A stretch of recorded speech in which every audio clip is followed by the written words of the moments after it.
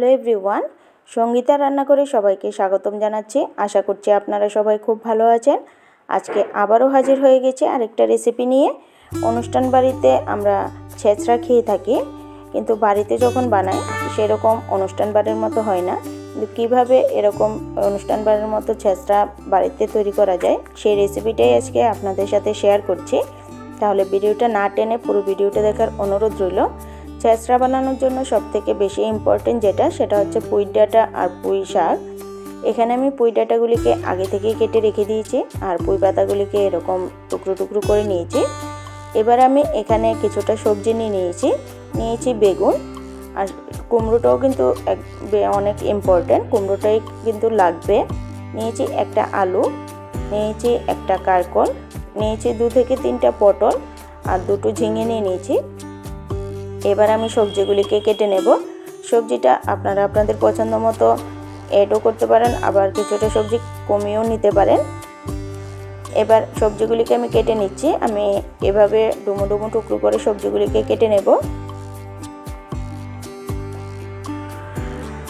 আমি এভাবে করে সবগুলি সবজিকেই কেটে নিচ্ছি।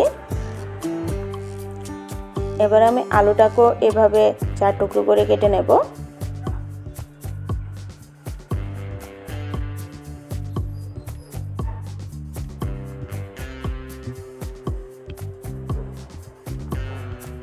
আলুটা কাটা হয়ে যাওয়ার পর এবার কেটে নেব পটলগুলিকেও এভাবে 4 টুকরো করে কেটে নিচ্ছি।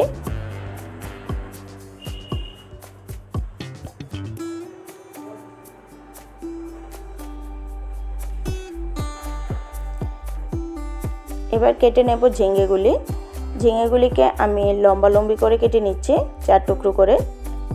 সবজিটা আপনারা আপনাদের পছন্দ মতো সাইজে কেটে নেবেন।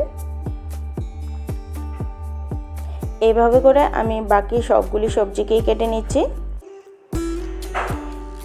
এখানে আমি সবগুলি সবজিকেই কেটে নিয়েছি, এরকম ডুমো ডুমো টুকরো করে কেটে নিয়েছি। এবার আমি সবজিগুলিকে খুব ভালোভাবে ধুয়ে পরিষ্কার করে নেব। সবজিগুলিকে ভালোভাবে ধুয়ে জল ঝরানোর জন্য একটা ঝুড়ির মধ্যে নিয়ে নিয়েছি।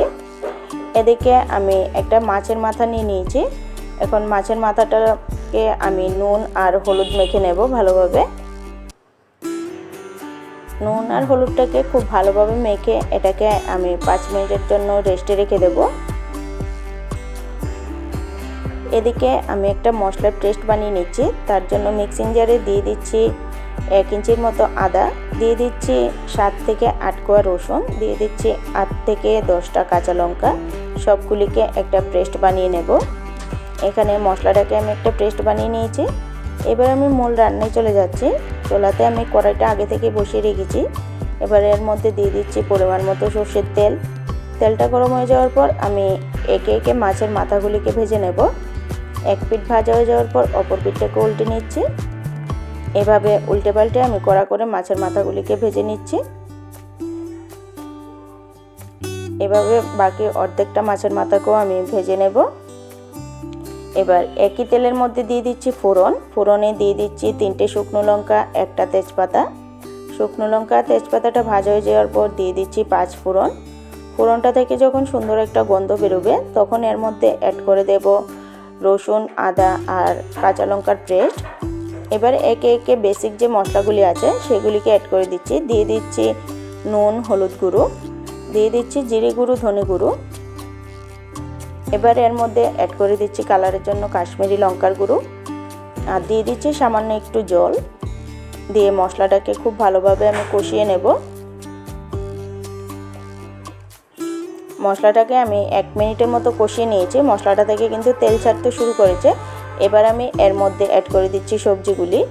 আপনারা চাইলে কিন্তু আলুগুলি বা কুমড়োগুলি আগে থেকে ভেজে নিতে পারেন, তবে আমি একসাথেই সবগুলিকে দিয়ে দিচ্ছি। সবজিগুলি দেওয়ার পর এবার আমি মশলার সাথে খুব ভালোভাবে মিশিয়ে নেব।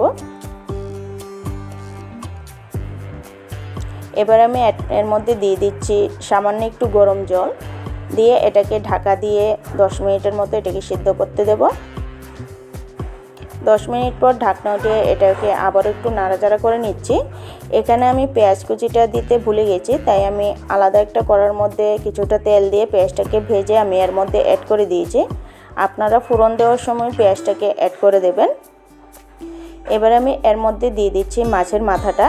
আমি মাছের মাথাটাকে হালকা করে একটু ভেঙে নিয়েছি, তাহলে খুব সুন্দর একটা ফ্লেভার আসবে। এবার মাছের মাথাটাকে সবজিটার সাথে খুব ভালোভাবে মিশিয়ে নেব। মিশিয়ে ঢাকা দিয়ে আবারও 10 মিনিটের মতো এটাকে সেদ্ধ হতে দেব।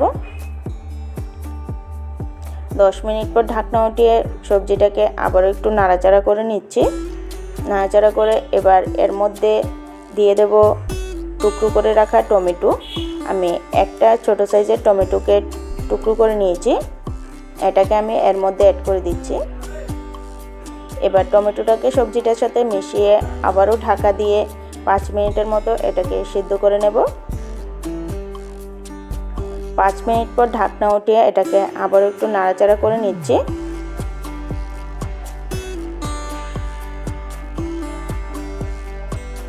আমার ছেঁচড়া কিন্তু একদম রেডি।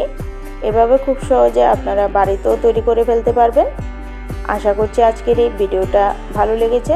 যদি ভালো লেগে থাকে একটা লাইক করে দেবেন, চ্যানেলটাকে সাবস্ক্রাইব করে আমার পাশে থাকবেন। আমার চ্যানেলে নতুন বন্ধু হয়ে থাকলে চ্যানেলটাকে সাবস্ক্রাইব করে পাশে থাকা বেল আইকনটা ক্লিক করে দেবেন, তাহলে আমার ভিডিওর নোটিফিকেশন সবার আগে আপনাদের কাছে পৌঁছে যাবে।